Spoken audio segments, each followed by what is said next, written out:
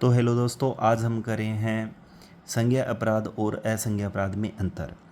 तो ये जो है एक तरीके से लीगल जीके की एक सीरीज़ मैं बना रहा हूँ, जो हरियाणा स्टाफ सिलेक्शन कमीशन का जो पुलिस कांस्टेबल का जो मेंस का जो एग्ज़ाम होने वाला है, इसमें ऐसे टर्म्स आ सकते हैं। तो संज्ञा अपराध जो कॉग्निजेबल ऑफेंस होते हैं, इसके बारे में पहले से एक डिटेल वीडियो मैं बना चुका हूँ, आप देख सकते हो। वो लेक्चर फर्स्ट ही है। इसके बाद में आता है असंज्ञा अपराध। असंज्ञा अपराध जिसको नॉन कोग्निजेबल ऑफेंस बोल दिया जाता है। तो दोस्तों, कैसे पता चलता है कि ये संज्ञा अपराध है या असंज्ञा अपराध है?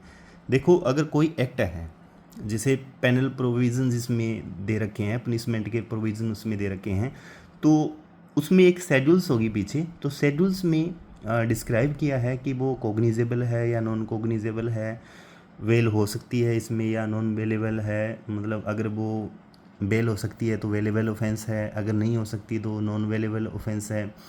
तो कंपाउंडेबल है या नॉन कंपाउंडेबल है, यानी आप उस राजीनामा उसमें कर सकते हो या नहीं कर सकते।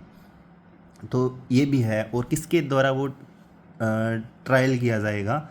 फर्स्ट मजिस्ट्रेट फर्स्ट क्लास के द्वारा किया जाएगा या सेकंड क्लास के द्वारा किया जाएगा या सेशन कोर्ट के द्वारा।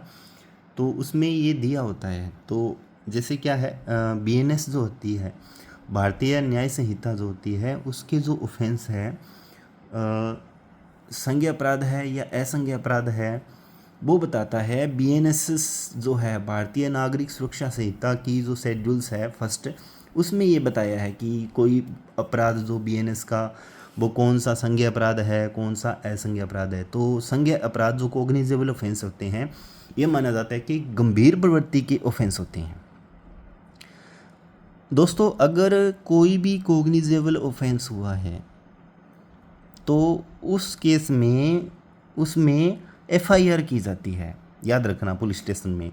तो प्रथम सूचना रिपोर्ट जिसको हिंदी में बोल दिया जाता है, फर्स्ट इंफॉर्मेशन रिपोर्ट जिसको इंग्लिश में बोल दिया जाता है, ये होती है किस सेक्शन के अंडर?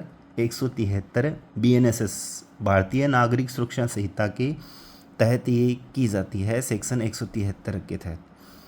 तो पुलिस थाने में वो पर्सन जो है, एग्रीव्ड पर्सन जाएगा, वो फिर ओरल भी बता सकता है या फिर लिखित में उनको मतलब क्या है दे सकता है, और एफआईआर करवा सकता है। और एफआईआर जो पुलिस है, बाद में सब कुछ जो सब्सटेंस है लिखने के बाद में फिर इसको एक नंबर दिया जाता है। जैसे सपोज करो 2026 चल रहा है, तो कोई एफआईआर होती है, तो उसमें रजिस्टर में जो सीक्वेंस कितने नंबर की एफआईआर हुई है, तो मान लीजिए कि 15 नंबर एफआईआर है, तो 15/2026 ये नंबर दिया जाता है। कोग्निजेबल ऑफेंस या संज्ञेय अपराध में क्या होता है, सबसे जो मेन चीज़ ये होती है कि जैसे ही पुलिस क्या है इसके सब्सटेंस रजिस्टर करती है, तो फिर वो क्या है, क्रिमिनल लॉ मोशंस में आ जाता है। जब क्रिमिनल लॉ मोशंस में आ जाता है तो पुलिस को अब क्या करनी है, इन्वेस्टिगेशंस करनी है। तो इन्वेस्टिगेशन वो जल्दी जल्दी करते हैं सबूत इकट्ठा करने के लिए, क्योंकि अगर वो इन्वेस्टिगेशंस नहीं करेंगे तो लोग क्या करेंगे, टेम्परिंग कर देंगे एविडेंस के साथ, यानी एविडेंस को छेड़छाड़ उनके साथ वो करेंगे, मैनिपुलेट करेंगे। और जल्दी से जल्दी जो गिरफ्तारी है पर्सनस की, जो एक्यूज्ड हैं, जो एफआईआर में जिनके नाम दिए गए हैं, जिन्होंने ऐसा ऑफेंस किया है, तो जल्दी जल्दी उनको गिरफ्तार किया जाता है बिना कोई मजिस्ट्रेट के आदेश के बिना। तो एक पुलिस स्टेशन पर एक मजिस्ट्रेट का क्या है, एक तरीके से ज्यूरिडिक्शंस होती है, क्षेत्राधिकार होता है। तो बाद में फिर जब एविडेंस इकट्ठे किए जाते हैं और उस पर्सन की गिरफ्तारी होती है, तो उस पर्सन एरिया मजिस्ट्रेट के पास उसके सामने ले जाया जाता है। फिर एरिया मजिस्ट्रेट क्या देखता है, अपनी पनिशमेंट के पावर के हिसाब से, अगर वो ये देखता है कि मैं इसमें क्या है ट्रायल कर सकता हूँ, तो वो ट्रायल करेगा, अदरवाइज़ वो कमिट कर देगा। कमिट का मतलब है कि अगर वो सज़ा उसमें ज़्यादा है, क्योंकि हर एक क्या होती है, जुडिशियल ऑफिस होते हैं, उनकी सज़ा की एक लिमिट बता रखी है। तो अगर उसे ये लगता है कि उसमें जो सज़ा है वो केवल 3 साल की दे सकता है, तो इस केस में 7 साल की बनती है, तो फिर आगे वो कमिट कर देता है। तो ये होता है कमिटल ऑफ ट्रायल का। तो फिर इसमें क्या होता है, सबसे मेन चीज़ ये है कि इसमें जो पुलिस है किसी पर्सन को क्या है, बिना वारंट के अरेस्ट कर सकती है संज्ञेय अपराध में, कोग्निजेबल ऑफेंस में।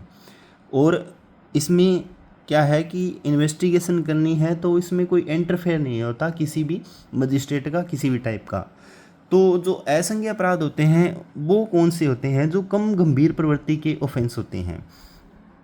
तो इसमें क्या है, एक एनसीआर रिपोर्ट जो है वो दर्ज होती है, जो सेक्शन 174 बीएनएसएस में इसको दर्ज किया जाता है। इसके कुछ जो सारांश है, कुछ जो सब्सटेंस है, वो पुलिस के द्वारा दर्ज कर लिया जाता है और बाद में फिर क्या है, पुलिस उस पर्सन को क्या है भेज देती है उस एरिया मजिस्ट्रेट के सामने, और फिर जो मजिस्ट्रेट है फिर वो क्या है ऑर्डर देता है पुलिस को कि आप इसमें इन्वेस्टिगेशन कीजिए और आप इस पर्सन को अरेस्ट कीजिए। यानी अगर असंज्ञेय अपराध है, कम गंभीर प्रवृत्ति का ऑफेंस है, तो उसमें पुलिस के पास क्या है, किसी पर्सन को डायरेक्ट अरेस्ट करने की पावर नहीं है।